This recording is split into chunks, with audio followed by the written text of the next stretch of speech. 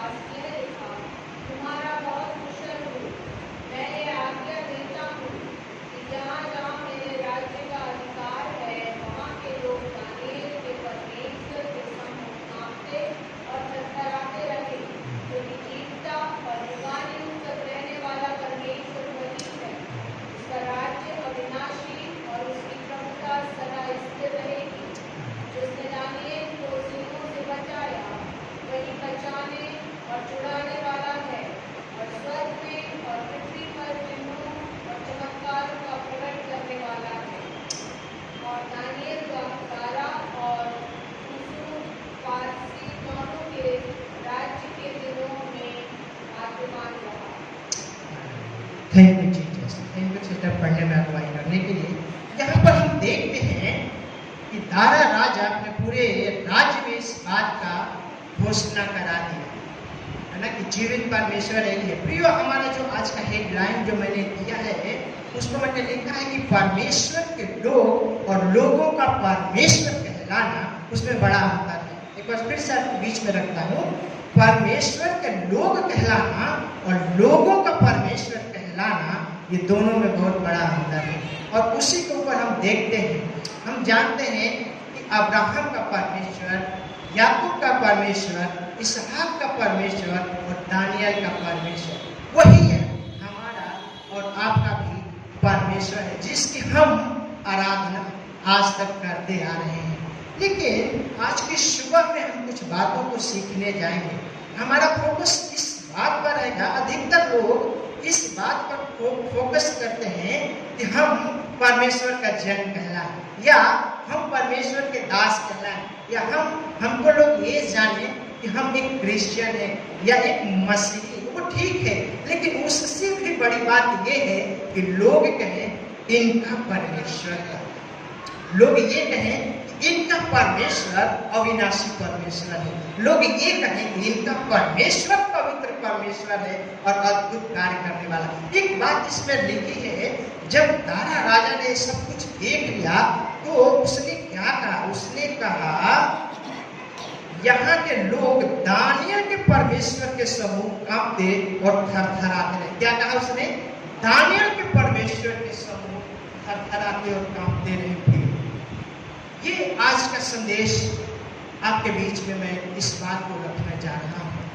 हमें उस बात की परवाह नहीं कि लोग हमें क्या कहते हैं, लेकिन लोग ये जरूर बोलना चाहिए हमारे जीवन को देख करके इनका ही परमेश्वर जीवित परमेश्वर। Hallelujah, hallelujah. ये बहुत भेद की बात है कि परमेश्वर के लोग कहना कितना इम्पोर्टेंट है।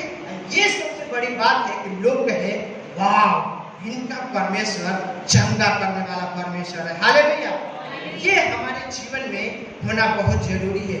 और हम जब देखते हैं कि पूरी पृथ्वी पर इस दारा राजा ने एक ऐलान करा दिया। क्या कराया कि दानियल के परमेश्वर के सामने कांपते और थरथराते रहो। जब इस अध्याय में हम देखते हैं लोगों ने बोला था उसको जाकर कि हे राजा, अगर 30 दिन तक अगर तेरी कोई आराधना ना करे तो सिंह के मार में क्या कर दिया जाए। 30 दिन तक बाइबल में लिखा है 30 दिन तक राजा तेरी ही आराधना करे और किसी जीवित परमेश्वर की नहीं। लेकिन दानियल ने इस काम को नहीं किया। पूरा उसका जहां तक राज्य था लोग उसकी आराधना को किए, लेकिन एक दानियल सिर्फ अकेला था और पूरा राज्य अलग था। हट के एक दानियल था। वो जिस प्रकार से अपनी कोठरी में जाकर के घुटने को टेक करके 3 बार परमेश्वर के सामने दंडवत करता था, वो वैसा ही करता रहा।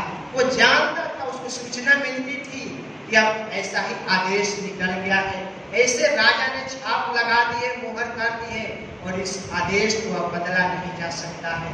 ये सब कुछ जानते हुए वो ये भी जानता था कि अगर मैं नहीं करूंगा तो निश्चय मैं सिंह के मान में डाला जाऊंगा, मेरा मारा जाना ही होगा।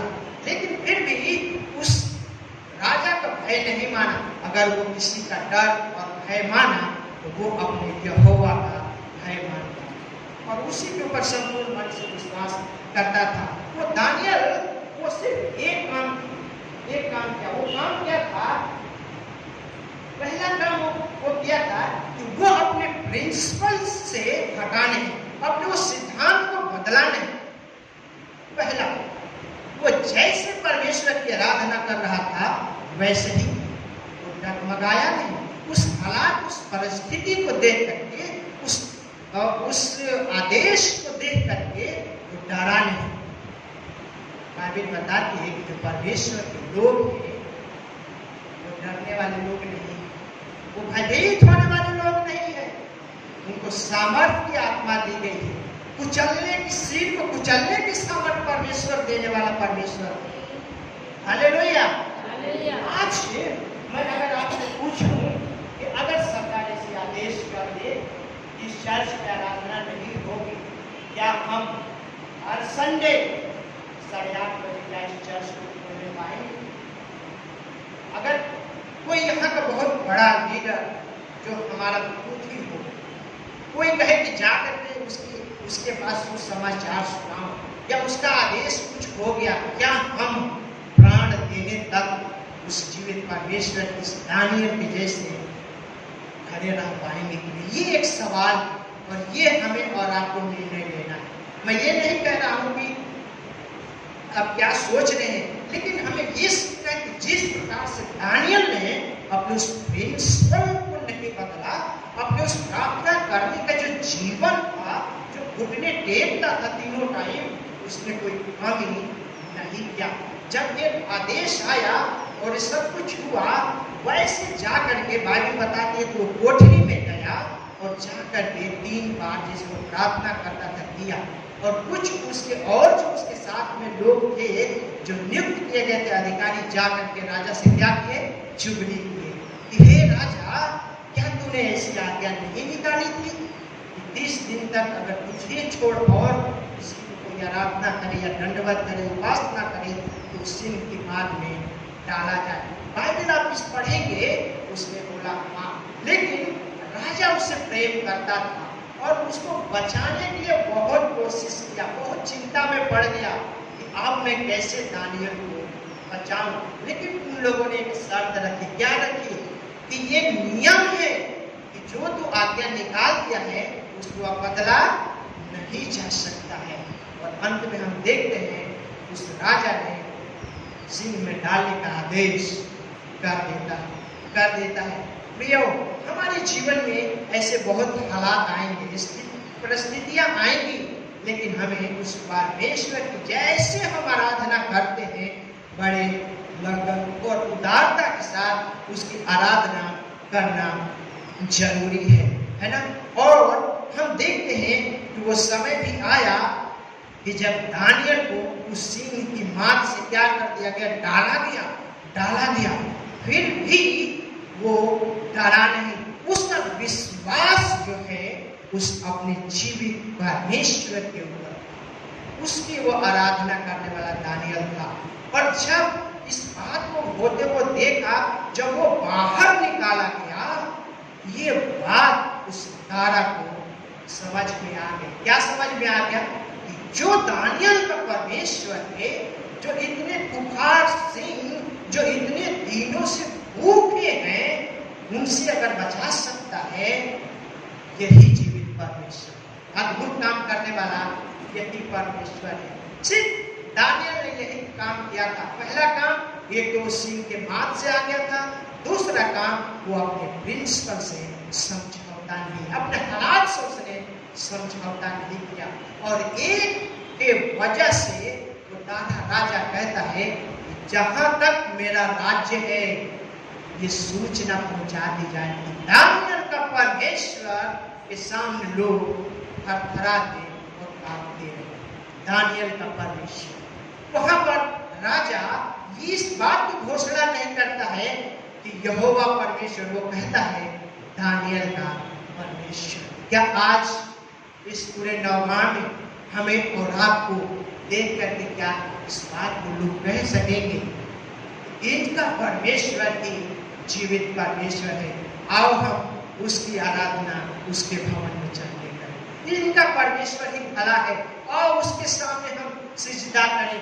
आओ हम उसके सामने घुटने टेकें। आओ हम उससे प्रार्थना करें कि हमारा छुटकारा हो जाए।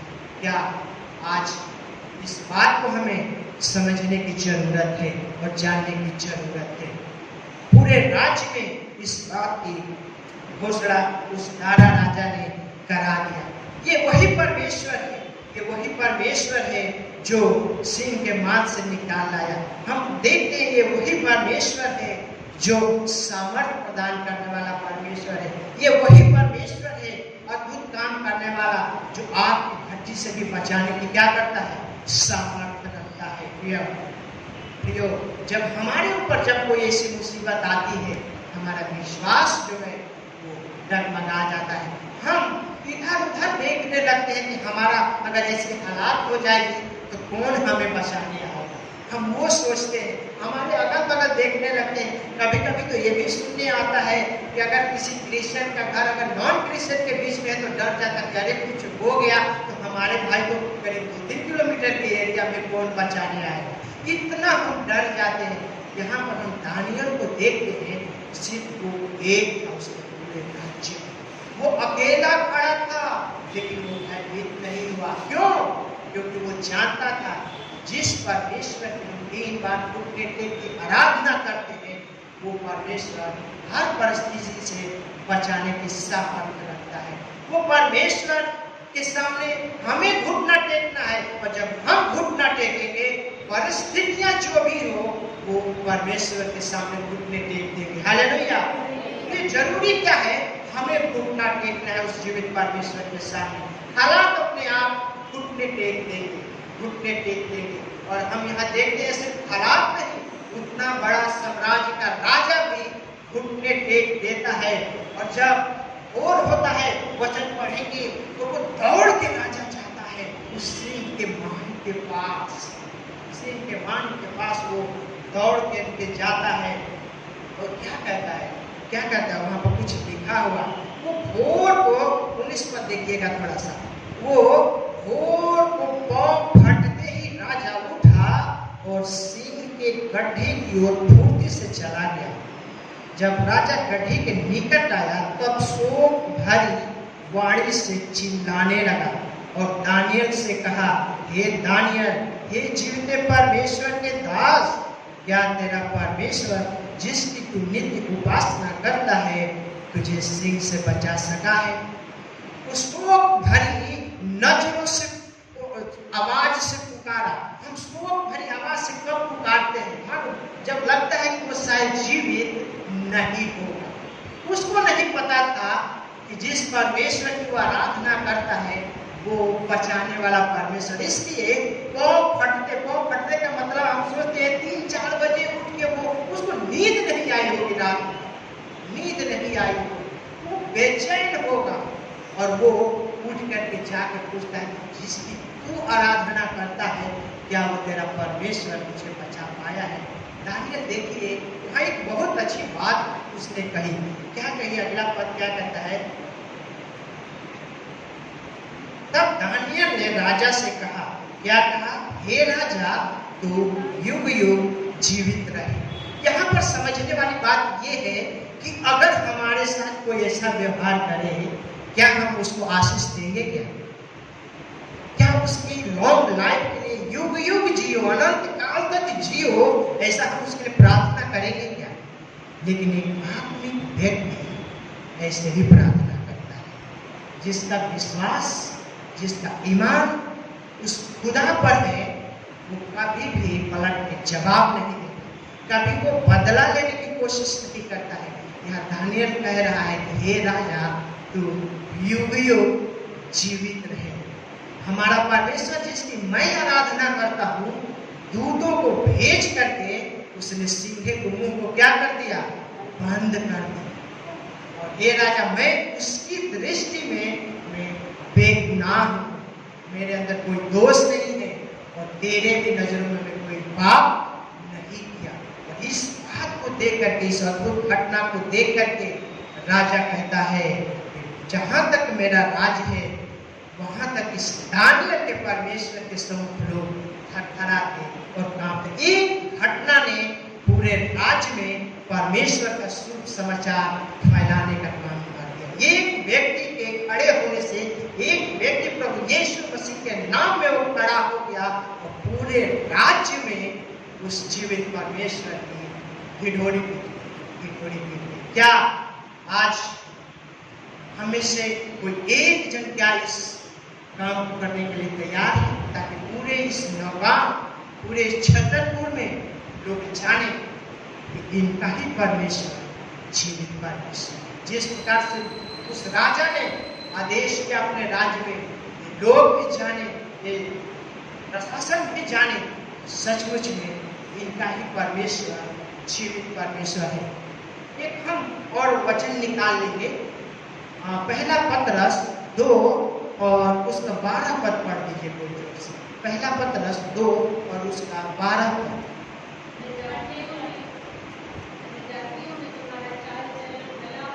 यहाँ लिखा है कि अन्य जातियों में तुम्हारा चाल चलन क्या हो? भला हो।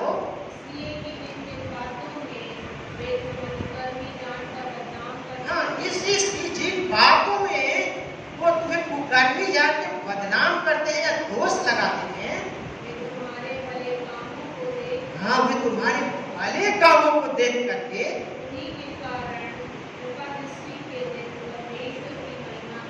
Hallelujah, hallelujah.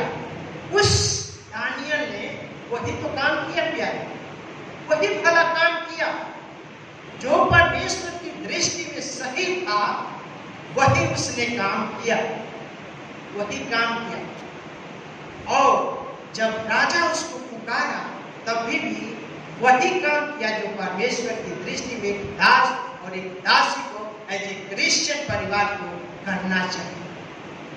बाइबल बताती है कि हमारा प्रभु यीशु मसीह गाली सुन करके गाली नहीं दी, उसके मुंह पर थूका देने के लिए थूका नहीं, वो कोड़ों की मार खाई लेकिन उसके मुंह से उफ तक नहीं निकली। सब कुछ उसने सही क्योंकि उस परमेश्वर की इच्छा पूरी करने के लिए इसको खड़ा है।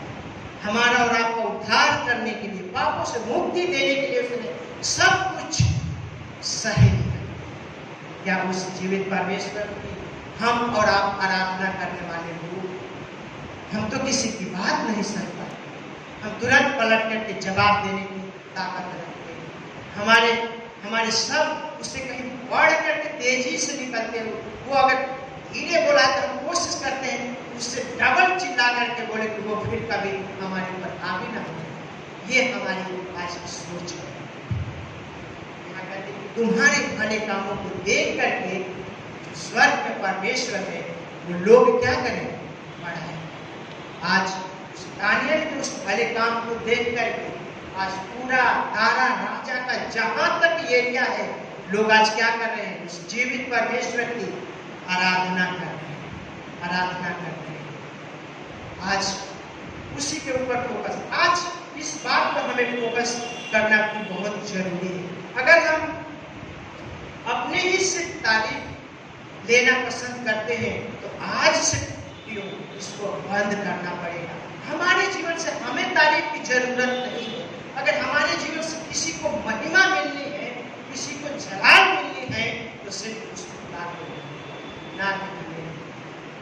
क्योंकि हम हमेशा इस बात का निकार करते हैं या प्रार्थना करते हैं कि प्रभु तू बढ़े और मैं घटूं, लेकिन कब घटेंगे, जब हम खुद इस बात का निर्णय लेंगे कि हर एक काम से, हर एक काम जो भी है, हर एक बात में हम सिर्फ क्या करेंगे, प्रभु को ही महिमा देंगे, प्रभु को ही महिमा देंगे, है ना। लोग देख करके हमें और आपको उस परमेश्वर की महिमा करने पाए। हमारी प्रार्थना को देख करके लोग खींचे चले आने चाहिए इस सभा में चंगाई प्राप्त करने के लिए। हमारे काम, हमारे बोली वचन ऐसे होने चाहिए कि हमारे और आपके उस बोली वचन कार्यों को देख करके लोग यहाँ पर समाने चाहिए परमेश्वर की आराधना करने के लिए। आज हमारे और आप उस हियाव को देख करके, उस ठहराव को देख करके, उस दुख तकलीफ जब हमारे जीवन में आती है, उस समय जब हम निराश नहीं होते, उसको देख करके लोगों के मुंह से ये निकलनी चाहिए कि किसकी आराधना करते हैं, ऐसे परिस्थिति में भी ये प्रसन्न रहते हैं। ये कौन सा इनका परमेश्वर है कि इतना कुछ हो रहा है लेकिन इनके चेहरे में शिकन तक नहीं है। हमेशा इनके चेहरे पर एक मुस्कुराहट है, एक आनंद है। ये हमारे चेहरे पर होना चाहिए। इतना बड़ा आदेश राजा का निकल गया कि सिंह के कान में डाला जाएगा, वो एकदम पक्की बात थी। लेकिन दानियल को कोई फर्क नहीं पड़ा, उसको कोई भय नहीं, उसके जीवन कोई चिंता नहीं, वो कंप्लेन तक नहीं, अपनी सफाई भी राजा को नहीं दिया कि मैं गलत, मैं सही हूँ, वो कुछ भी नहीं बोला। संपूर्ण मन से अपने आप को किसके हाथों में सौंप दिया, सिर्फ जीवित परमेश्वर के हाथों में सौंप। किसी का वो सहारा नहीं है। वो चाहता, वो एक अच्छा पोस्ट पर था, वो चाहता अपनी वो बात राजा के सामने रख सकता था, उनसे बहस कर सकता था, जो दोष लगाए थे, कई उदाहरण दे सकता था इस बाइबल से भी, लेकिन उसने ऐसा कुछ भी नहीं किया। चुपचाप जैसे आदेश था वो फॉलो किया, पालन किया, उसके विरुद्ध नहीं किया, राजा के विरुद्ध नहीं किया। लेकिन उसी में एक अद्भुत काम छिपा हुआ था, उस परमेश्वर की योजना थी। मैं सोच रहा था कि अगर आप लोग, अगर मैं उस मांद में होते, बाइबल में ये नहीं लिखा है शेर कितने थे, लेकिन एक चीज पढ़ने से समझ में जो मुझको आता है, जिन्होंने चुगली खाई थी पूरे परिवार के साथ ला करके डाले गए। और बाइबल में लिखा है कि वो जमीन के पेटी तक नहीं पहुंच पाए, मतलब इस जमीन तक भी उनका सिर या पैर नहीं टकराया था। और लिखा है कि शेरों ने पूरा चबा डाला, मतलब वो जमीन पर गिरे भी नहीं होंगे और सारे शेर नोच नोच के खा गए। इसका मतलब वहाँ एक दो शेर तो नहीं होगा, इसका मतलब वो बहुत शेर होंगे भूखे कई दिन का। वो जमीन पर, उनको जमीन तक नसीब नहीं हुई। मैं जब इसको स्टडी कर रहा था, यहाँ पर लिखा है कि वो नीचे तक नहीं जा पाए और चेहरे ने उनके पूरा चबा इतने भूखा। और दानियल जो है उन शेरों के बीच में है, कैसा वो महसूस कर रहा हो। जब शेर उसके तरफ देख रहे होंगे, कोई आकर के उसके पैरों को सूंघ रहा होगा, कैसा वो फीलिंग महसूस कर रहा। हम और आप होते तो क्या करते? पहले तो पहुंचने से पहले ही हमारा हार्ट अटैक हो जाता। उसमें उतारने हैं, जब बांध के उतारा जा रहा होगा, उसी समय कमजोर दिल का आदमी तो पहले ही प्रभु में सो जाता, वो नीचे कहा जाता। लेकिन उस चीज को दानियल ने महसूस किया अपने जीवन में। इस खतरनाक परिस्थिति में भी परमेश्वर अपना दूत भेज के मुंह को बंद करके रखा। वाह, कैसे वो देखा होगा आत्मिक नजरों से कि कैसे मुंह को बंद करके खुदा ने रखा। बाइबल बताती है कि जब निकाला गया, अब उसमें पढ़ेंगे, उसी अध्याय में लिखा है उसके शरीर पर कोई भी निशान नहीं, कोई हानि का चिन्ह तक नहीं पाया गया, कोई हानि का चिन्ह नहीं पाया गया। इतने खतरनाक परिस्थिति में उस खुदा ने उसको बताया कि मैं तेरे साथ साथ चलने वाला परमेश्वर। कभी कभी हम दुख तकलीफ में होते हैं प्रियो, हम सोचते हैं कि आखिर क्यों ये परिस्थिति आ गई हमारे जीवन में, प्रभु है भी या नहीं है।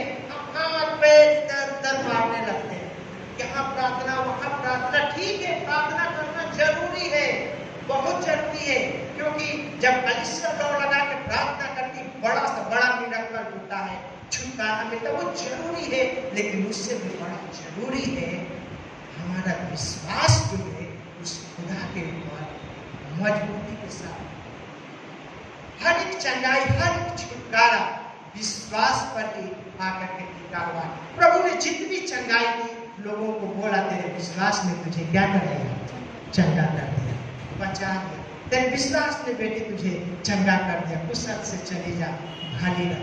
विश्वास, वो पूरे मन से परमेश्वर को विश्वास रखने वाला वो एक बंदा था दानियल। प्यारो, बहुत जीवन में गवाहियां है, बहुत हमारे जीवन में गवाहियां है। बीते दिनों में मेरे भी परिवार में कुछ लोग जानते होंगे, कुछ लोग नहीं जानते होंगे। मेरी वाइफ को 2 बार दवा का रिएक्शन हो गया। बहुत हम लोग दुख तकलीफ में, करीब साल भर से हम लोग दुख तकलीफ में होकर के गुजरे। यहाँ तक कि मेरी वाइफ के शरीर में 5 ग्राम खून रह गया और यहाँ से CMC बैंगलोर हम लोगों को जाना पड़ा। और जब हम लोग यहाँ से डॉक्टर लेस्ली ने रिफर किया तो क्या उस समय सेकेंड वेव चल रहा था और टोटली वहाँ टोटली क्लोज था। लेकिन जाना तो है। और हम लोग यहाँ से झांसी से CMC बैंगलोर की तरफ हम लोग निकले। हम लोगों के मन में बहुत सवाल था, क्योंकि वहाँ जो लोग थे बोल रहे थे कि यहाँ कोई टेम्पो कुछ भी नहीं चल रहा है, पूरे 1 मंथ के लिए सब कुछ क्लोज है, खाने पीने के लिए भी कुछ नहीं मिलेगा। लेकिन हम लोगों को जाना तो है प्यार। हम लोग से प्रार्थना की प्रभु से, मैं और मेरी पत्नी रो के प्रार्थना की कि प्रभु अब तू ही है, तू ही बचाने वाला और संभालने वाला है। और हम लोग निकल पड़े उस मिशन। 3 लोग, मैं, मेरी पत्नी और मेरा बेटा, और कोई नहीं। घर के लोग भी नहीं आ पाए, क्योंकि मेरे भी घर में कई लोगों को कोविड हो गया था। कोई आना नहीं मांग रहा था कि कोविड ना हो जाए। और 3 लोग हम लोग पॉजिटिव हो गए थे और कुछ दिन क्वारंटाइन होने के बाद हम लोग फिर निकले हुए थे। कोई आने के लिए भी तैयार नहीं। ऐसी परिस्थिति, इतना बड़ा परिवार, लेकिन एक अकेलापन हमने भी महसूस किया। लेकिन मैं इस बात को जानता था, परमेश्वर मुझे कुछ वचनों को याद देता था कि तू इधर उधर मत रहा, मैं तेरा परमेश्वर, छुड़ाने वाला परमेश्वर हूँ, तू डर मत, तेरा मन कच्चा ना हो। और हम इसी वचन को लेकर हम लोग आगे निकला। आप यकीन नहीं करेंगे, जब हम लोग काठमांडू रेलवे स्टेशन पर उतरने से पहले हम लोगों ने प्रार्थना किया कि प्रभु यहाँ तो रेलवे पे कोई दिख नहीं रहा है, हम लोग वहाँ से 7-8 किलोमीटर कैसे जाएंगे CMC बैंगलोर। उसी समय अद्भुत घटना घटती है और ये है, हम लोग 2 परिवार उतरे थे और एक टेम्पो वाला कहीं अपने टेम्पो को झाड़ी में छुपा करके रखा हुआ था और रेलवे पटरी को वो क्रॉस करते हुए प्लेटफॉर्म पर चढ़ के आया और सीधा डायरेक्ट आके पूछा, भैया आपको CMC बैंगलोर जाना है ना, चलिए मैं आपको। मैं उससे पहले कि उसको बोल दूं, वो कहता भैया आपको CMC बैंगलोर जाना है, मैं आपको वहाँ पहुँचा दूंगा। मैं प्रभु को धन्यवाद दिया। लेकिन मेरे मन में आया, लोग बोले थे कि 150 रुपया लगता है, बोला मैं 500 रुपया लूंगा। बोला भाई कुछ तो काम करो। बोला भैया सिचुएशन बहुत खराब है, 400 दे दीजिए, जल्दी करिए, रुकिए मत यहाँ से। और हम लोगों का बड़ा सा सूटकेस अपने सर पर रखा, हम लोगों से आगे आगे वो रेलवे ट्रैक को पार करता हुआ जहाँ वो छुपा कर रखा था टेम्पो ले गया और बैठाया। जब हम लोग बैठ गए, वो कहा भैया 3 जगह चेकिंग है, बहुत तगड़ी चेकिंग, नहीं जानते कि आप लोग छोड़ पाएंगे कि नहीं। पुलिस वाले कुछ बात करेंगे तो आप भी बात कर, नहीं तो आप नहीं जा पाएंगे। हम फिर तीनों लोगों ने प्रार्थना की, प्रभु अब तक तूने संभाला है, आगे भी तू ही मार्ग खोलेगा। हमने बताया कि मुझको इस होटल में, इस एरिया में एक होटल है, वहां हमको ले चलो। उसको भी मालूम नहीं था वो होटल, लेकिन देखिए अद्भुत कार्य परमेश्वर का देखिए कैसे हुआ। वो व्यक्ति टेम्पो स्टार्ट किया और जहां जहां पुलिस जांच कर रही थी, पता नहीं उन पुलिस वालों को हम लोगों का टेम्पो दिखा कि नहीं दिखा मालूम नहीं, भीड़ है, लेकिन हमारी टेम्पो उन्हीं के दाएं बाएं से निकलता हुआ सीधे सीएमसी बैलोर से आगे चला गया। हालेलुया। और सीधा जिस मोहल्ले में बताया था वहां पर एक रुकने का स्थान, एक भाई रुका हुआ है, वहां हमको ले जाना है। वो डायरेक्ट वहीं पर ले जाकर टेम्पो को खड़ा कर दिया।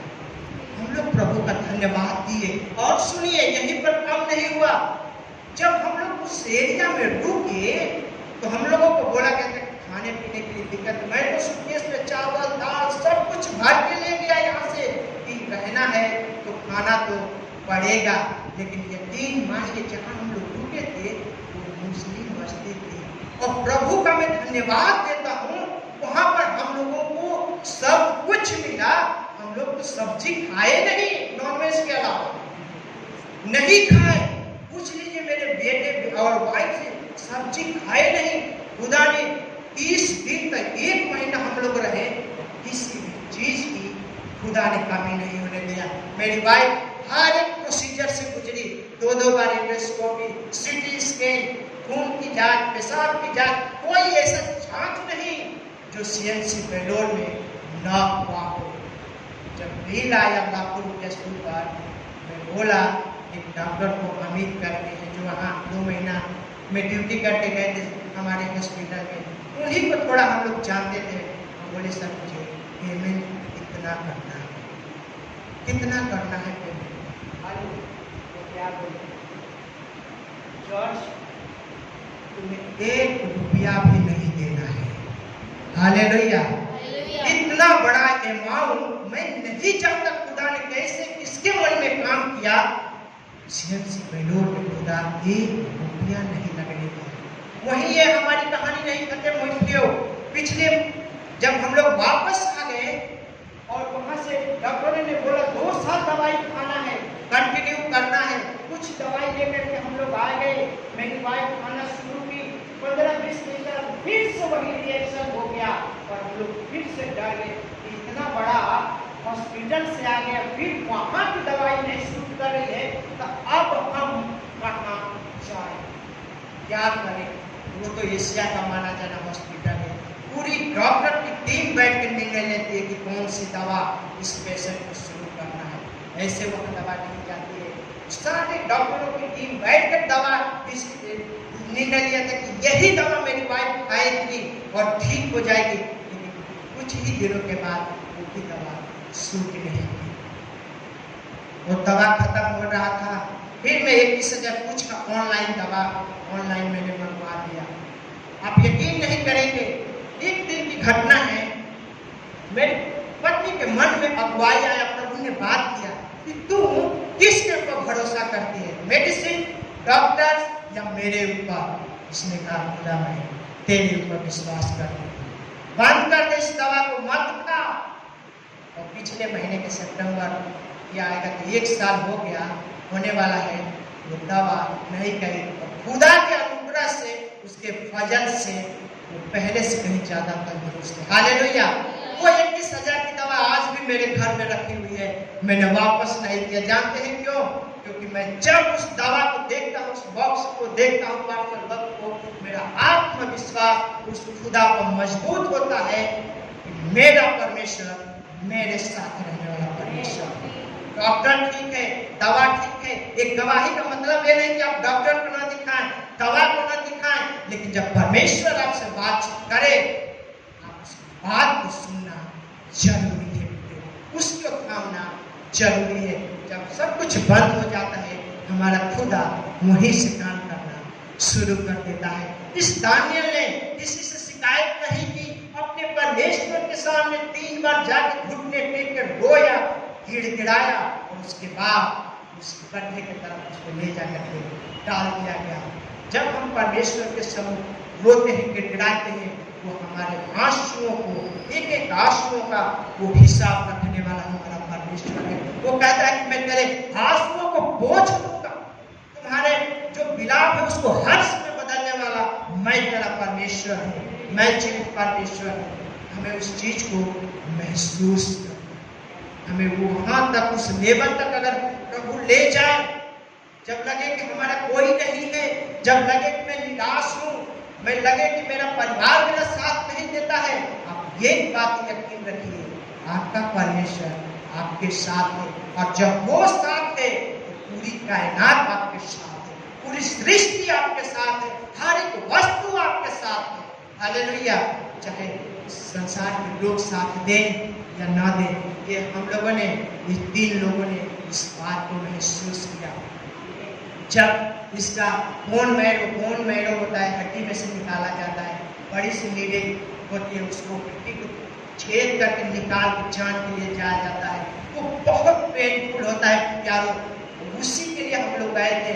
जब ये अंदर गए कि मैं दरवाजे पर हाथ रख के प्रार्थना किया था, प्रभु तेरा वचन कहता है कि तेरा हाथ बलवंत हाथ है, तेरे हाथ के नीचे जो छूट जाते हैं, तेरे दास भागे तेरे उस बलवंत हाथ के नीचे शरण पाते हैं, मैं तेरी दासी को तेरे हाथों में सौंपता हूँ। और जब उसका वो बोन मैरो निकाला गया था, जब वो दरवाजा खुला, मैं बाहर था, मैं डॉक्टर से पूछा कि हो गया सब प्रोसीजर, बोला हो गया। मैं इससे पूछा कि क्या दर्द हुआ, बोली मुझे महसूस तक नहीं हुआ, बस ऐसे कोई लगा कि कोई पुश कर रहा है। हालेलुया। वो है हमारा परमेश्वर, अपना वो छीना भरा हाथ रखने वाला परमेश्वर है आपके दर्द के ऊपर, आपकी उस बीमारी के ऊपर, आपकी उस तकलीफ के ऊपर, वो अपना हाथ रखने वाला परमेश्वर है, वो छुटकारा देने वाला परमेश्वर है। हमें बस खड़े रहना है। जब हम खड़े रहेंगे उस जीवित परमेश्वर का नाम लेके, परिस्थितियां हमारे परमेश्वर के सामने घुटने टेक देंगे, घुटने टेक देंगे। प्यारों, हमारा संदेश अब खत्म हो रहा है। मैं इस बात का इंकरेज करना चाहता हूँ यहाँ की कलीसिया के लिए, आपके लिए, और जो लोग नहीं आए हैं उनके लिए भी मैं इस बात को रखना चाहता हूँ कि आप जहाँ भी हैं अपने परमेश्वर की आराधना करिए, ऐसा जीवन जिए ताकि लोग कहें कि इनका परमेश्वर भला परमेश्वर है। जिस प्रकार से उस राजा ने इस बात का घोषणा करा दिया कि दानियल का परमेश्वर के सामने लोग थरथराते और कांपते रहे, इस नवगांव के लोग इस बात को अंगीकार करने पाए कि आप लोगों का परमेश्वर ही जीवित परमेश्वर है। आओ हम सिजदा करने के लिए इनके साथ उसके भवन पर चले। Hallelujah, hallelujah. प्रभु ऐसा अनुग्रह करे प्रियो कि ये भवन भर जाए प्रभु के लोगों से, और यहाँ पर हमसे मिलके उसकी आराधना करने पाए, उसकी स्तुति करने पाए, क्योंकि वही बचाने वाला और छुड़ाने वाला हमारा जीवित परमेश्वर है। आइए हम सब अपने स्वरों को झुकाए प्रार्थना में जाएंगे। उसके बाद प्रभु की प्रार्थना और आशीष वचन के साथ हम यहाँ से धन्यवाद देते हैं खुदा सुंदर समय के लिए, आपके जीवित वचन के लिए खुदा, जो आप मेरे हृदय से बात किया प्रभु इस कलीसिया के लिए खुदा, उस वचन को पूरे ईमानदारी और मेहनत और लगन के साथ प्रियो के बीच में मैंने रख दिया है प्रभु। लेकिन हमारी प्रार्थना है ये वचन प्रभु उनके हृदय में बस जाए प्रभु जी, वो दुष्ट चुराने ना पाए खुदा, ये वचन उनके जीवन में बहुत सा फल लाने वाला हो प्रभु जी। पिता परमेश्वर, जितने लोग नहीं आए हैं हम उनको भी आपके प्रिय हाथों में सौंपते हैं प्रभु, आप उन्हें भी आशीष करें। अगर यहाँ कोई दुख तकलीफ में बैठा है, कोई ऐसी बात है जिसको लेकर के बैठा है, कोई ऐसा काम है जो नहीं हुआ है प्रभु जी, आप दानियल का परमेश्वर वही मेरा परमेश्वर है। मैं दास होने के नाते आपसे प्रार्थना करता हूँ, यीशु के नाम में हर एक काम पूरा होना है प्रभु जी, हर एक बीमारी जानी है पिता परमेश्वर, हर एक फाइनेंशियल प्रॉब्लम यीशु के नाम से दूर होना है पिता परमेश्वर, आपके नाम से उनके भंडार और खाते भरे होने हैं प्रभु जी। इन्हें स्वस्थ और सुरक्षित रखे। यहाँ की पूरी कलिसिया, यहाँ का जो रखवाल सवार प्रभु, उनको भी आपके हाथों में दे, तेरे दास को तेरे हाथों में देते हैं प्रभु जी। आप उन्हें इस क्षेत्र में इस्तेमाल करें पिता परमेश्वर, ताकि बहुत से आत्माएं प्रभु जी बचाई जा सके खुदा, वो नाश होने से बच जाए। मैं इसे प्रार्थना करता हूँ। धन्यवाद देते हैं प्रभु, आपने हमारी प्रार्थना को सुना है प्रभु जी। सारा आदर, सारा महिमा हम आपको देते हैं। वही छोटी सी प्रार्थना अपने उद्धारकर्ता प्रभु यीशु मसीह के नाम से मांगते हैं, आमीन। हम सब अपने स्थानों पर